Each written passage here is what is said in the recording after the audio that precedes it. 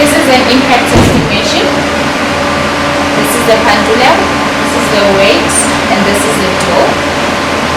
This is our sample, the impact sample that we're going to test, the toughness. When we put the sample on the anvil, put it like this, we're going to release the pendulum and the weight will hit the sample. This is how it will break.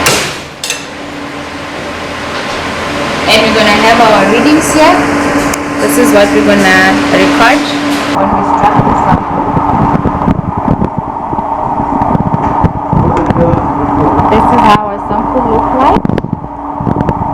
It's very dark. You can see this shows that it's ductile. That's why you see that it's dull compared to this other one. You see them? They're shiny. This one is shiny compared to both of them. If you can put both of them there. So this one is shiny to see that it's brittle, and this one is dull to show that it's ductile. So it's more tough, because remember, when you're doing the impact test, you're trying to find the toughness of the material. So that is tougher compared to this one.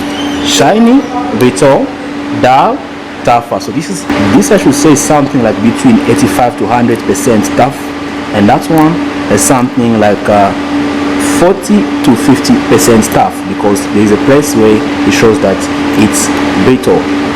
So this is actually the chart that helps us to determine the toughness as well as the brittleness of the material. As you can see here, we have 0% toughness, 10% toughness, which means we have 90% brittleness. So this is how you can also have an idea on how to determine the toughness of the material. Okay. So it was a pleasure of sharing this video with you. I hope that you enjoyed it. I hope you're going to enjoy it. For now, as you take care of yourself, and see you on the next video. Bye.